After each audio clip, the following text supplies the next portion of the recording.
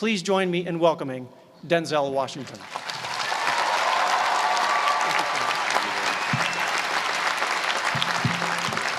Thank you. Thank you very much. I am obviously the most unorganized. Everybody else has nice boxes to bring their script up in. I just kind of got it all messed up here and put it inside of a magazine. So in fact, I don't even have it in the right order. Wait a minute, let me get it in the right order here. So if it starts flying around the stage, just, run around and grab it for me and bring it back up here for me. I'll keep going as I can. President Gutman, Provost Price, Board Chair Cohen, fellow honorees, beautiful honorees, and today's graduates. I'm honored and grateful for the invitation today. It's always been great to be on the Penn campus. I've been here before a lot of times for basketball games. My son played at the Palestra, played on the basketball team. Yeah, that's right. He played on the basketball team. Coach didn't give him enough playing time. We'll talk about that later. No, but I'm really pleased with the progress that Coach Allen has made, and no, I do. I really am, and I hope him the best success in the future. And I always get a warm welcome when I come to Pennsylvania, when I come to Philadelphia, except on the few occasions where I wear my Yankee cap.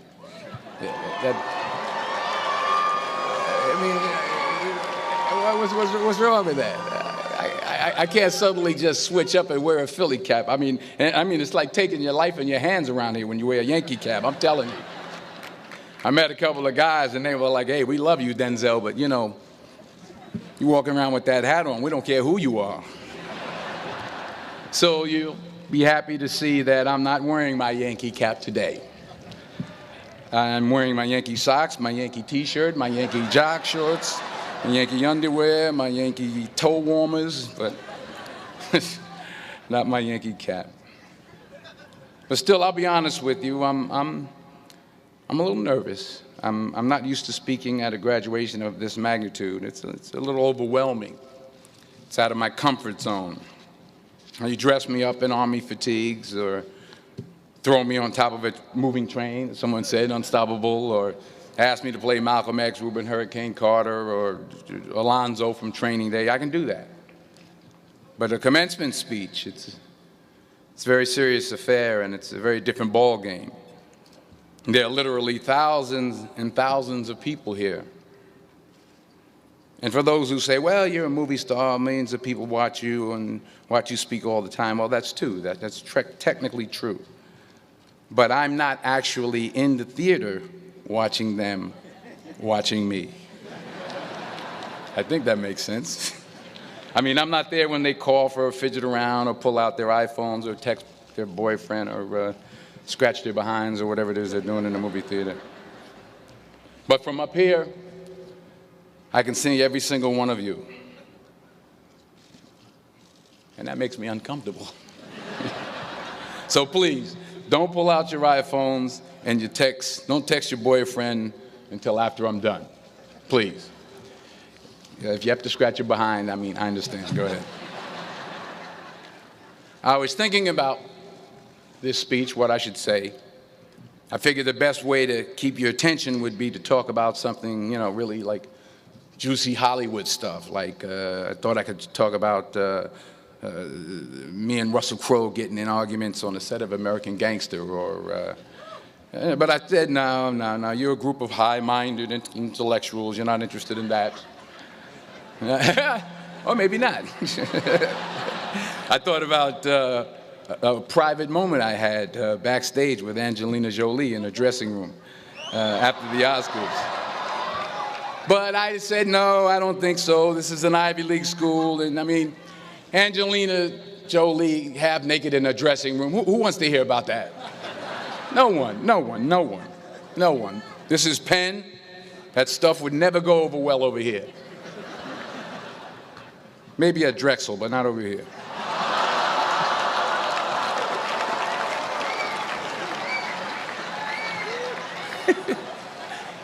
Woo, I'm in trouble now. So I was back to square one, feeling the pressure. So now you're probably thinking, if it was going to be this difficult, this much pressure, why did I even accept today's invitation in the first place? Well, you know, my son goes here, that's number one. That's a good reason.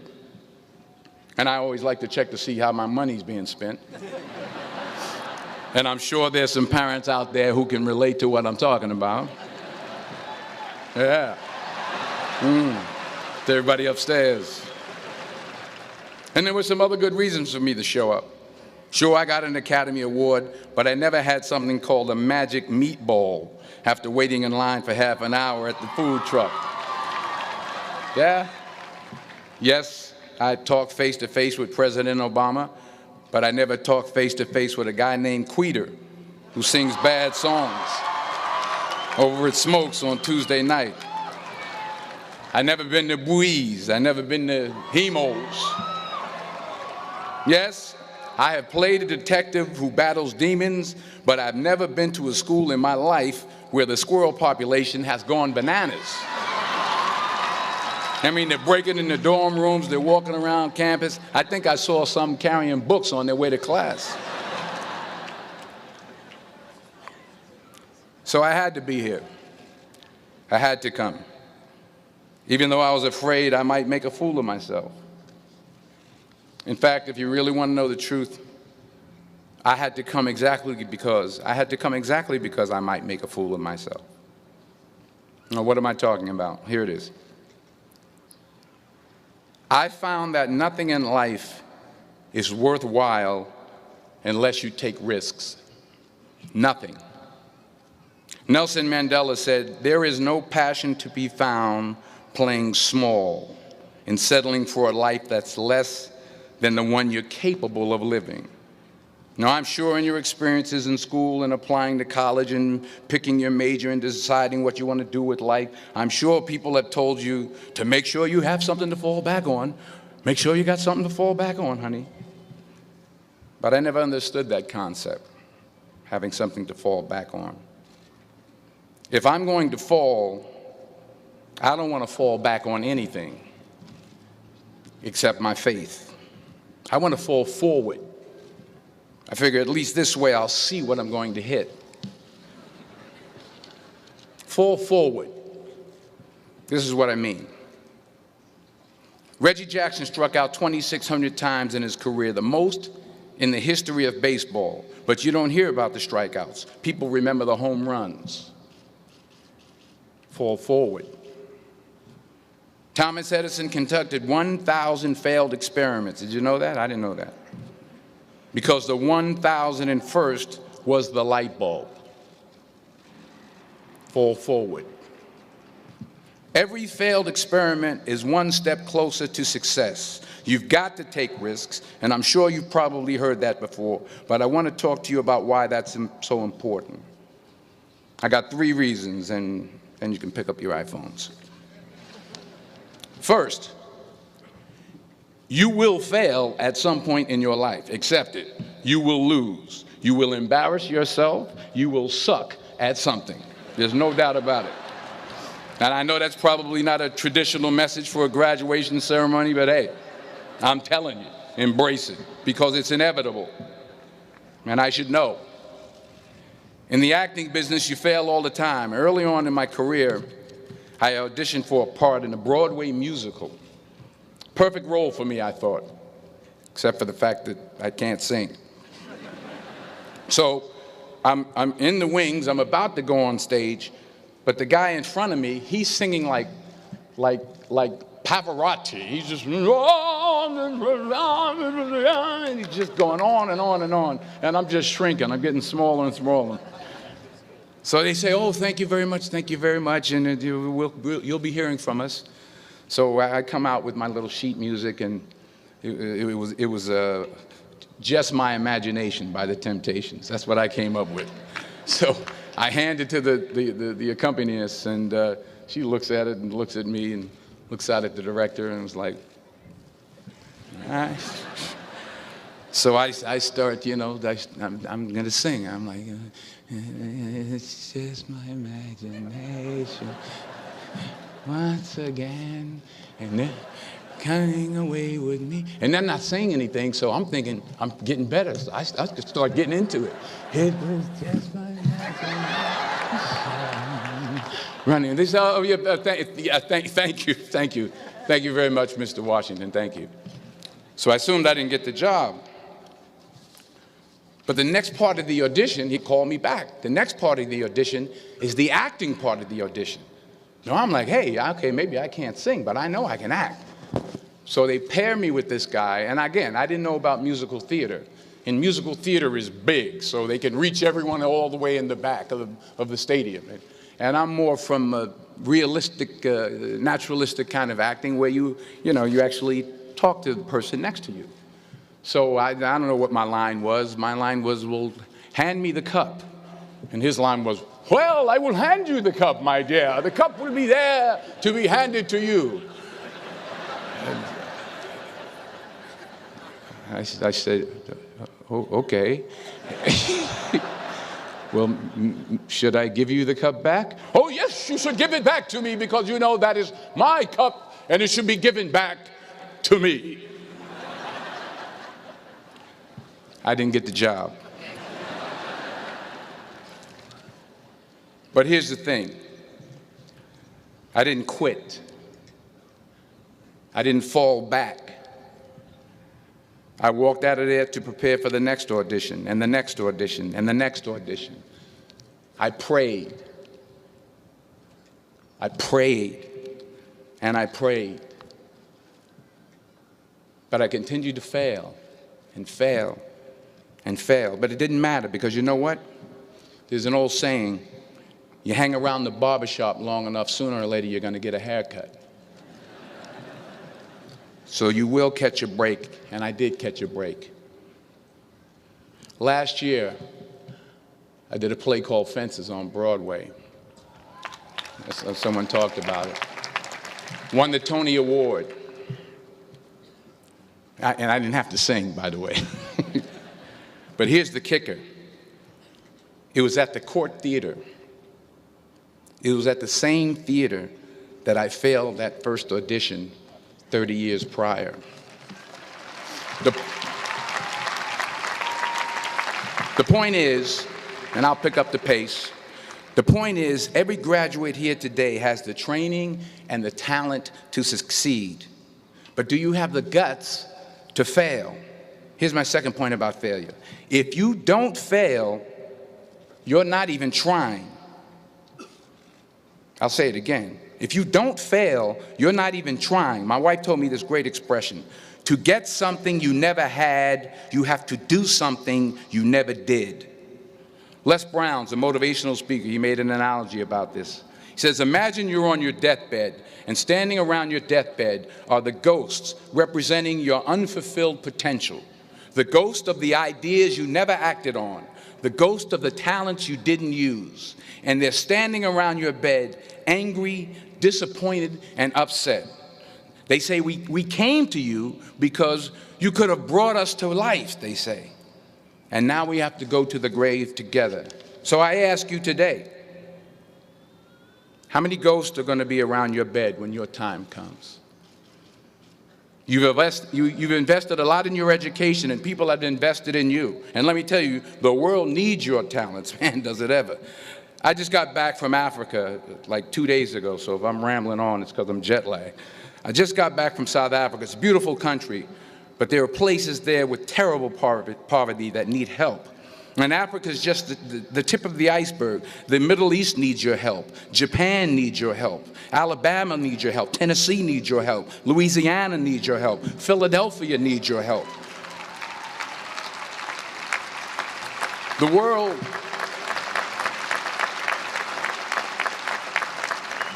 world needs a lot, and we need it from you. We really do. We need it from you young people. I mean, I'm not speaking for the rest of us up here, but I know I'm getting a little grayer. We need it from you, the young people, because remember this. So you got to get out there. You got to give it everything you got, whether it's your time, your talent, your prayers, or your treasures. Because remember this, you will never see a U-Haul behind a hearse.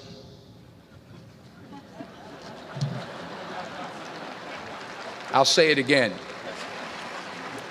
You will never see a U-Haul behind a hearse. You can't take it with you. The Egyptians tried it, and all they got was robbed.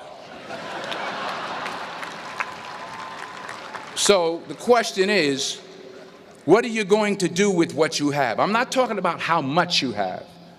Some of you are business majors, some of you are theologians, nurses, sociologists. Some of you have money, some of you have patience, some of you have kindness, some of you have love. Some of you have the gift of long suffering, whatever it is, whatever your gift is. What are you going to do with what you have? All right, now here's my last point about failure. Sometimes it's the best way to figure out where you're going. Your life will never be a straight path. I began at Fordham University as a pre-med student. I took a course called cardiac morphogenesis. I still can't say it. Cardiac morphogenesis. I couldn't read it. I couldn't say it. I sure couldn't pass it. So then I decided to go into pre-law, then journalism. And with no academic focus, my grades took off in their own direction. Yeah, down. I was a 1.8 GPA one semester, and the university very politely suggested that it might be better to take some time off. I was 20 years old. I was at my lowest point. And then one day, and I remember the exact day, March 27th, 1975, I was helping my mother in her beauty shop. My mother owned a beauty shop up in Mount Vernon. And there was this older woman who was considered one of the elders in the town. And I didn't know her personally, but I was looking in the mirror, and every time I looked at the mirror, I could see her behind me, and she was staring at me. She just kept looking at me. Every time I looked at her, she kept giving me these strange looks. So she finally took the dryer off her head and she said something I'll never forget. First of all, she said, "Somebody give me a piece of paper. Give me a piece of paper." She said, "Young boy, I have a prophecy, a spiritual prophecy." She said, "You are going to travel the world and speak to millions of people." Now, mind you, I'm 20 years old. I'm flunked out of school. In fact, like a wise ass, I'm thinking to myself, maybe she's got something in that crystal ball about me getting back into school next fall. But maybe she was on to something, because later that summer, while working as a counselor at a YMCA camp in Connecticut, we put on a talent show for the campers. And after the show, another counselor came up to me and asked, "Have you ever thought about acting? You're good at that." So when I got back to Fordham that fall, I got in and I changed my major once again for the last time. And in the years that followed, just as that woman prophesied, I have traveled the world and I have spoken to millions of people through my movies. Millions who up till this day couldn't see me, who up till this day I couldn't see while I was talking to them, and they couldn't see me. They could only see the movie. They couldn't see the real me. But I see you today, and I'm encouraged by what I see. And I'm strengthened by what I see. And I love what I see.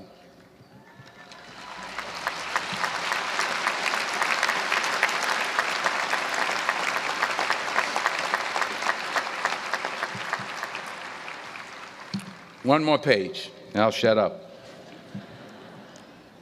Let me conclude with this one final point, and actually the president kind of brought it up. It has to do with the movie Philadelphia. She stole my material. Many years ago, I did this movie called Philadelphia. We filmed some of the scenes right here on campus. Philadelphia came out in 1993. Most of you were probably still in diapers. Some of the professors, too. But that cracked me up. But it was a good movie. Rent it on, what do you call it, Netflix. It's a good movie. Rent it. I get 23 cents every time you rent it. Please, rent it. True. Parents up there, rent it. Netflix, please. Tell your friends, too. It's about a man played by Tom Hanks who's fired from his law firm because he has AIDS. He wants to sue the firm, but no one's willing to represent him until a homophobic ambulance chaser lawyer, played by yours truly, takes on the case. In a way, if you watch the movie, you'll see everything I'm talking about today. You'll see what I mean about taking risk or being willing to fail. Because taking risk is not just about going for a job. It's also about knowing what you know and what you don't know. It's about being open to people and to ideas. In the course of the film, the character I play begins to take small steps, small risks. He very, very, very slowly begins to overcome his fears. And I feel ultimately his heart becomes flooded with love. And I can't think of a better message as we send you off today. To not only take risks, but to be open to life, to accept new views, and to be open to new opinions, to be willing to speak at a commencement at one of the best universities in the country, even though you're scared stiff. While it may be frightening, it will also be rewarding. Because the chances you take, the people you meet, the people you love, the faith that you have, that's what's going to define you. So members of the class of 2011, this is your mission. When you leave the friendly confines of Philly, never be discouraged, never hold back, give everything you got. And when you fall throughout life, and maybe even tonight after a few many glasses of champagne, remember this: fall forward. Congratulations. I love you. God bless you. I respect you.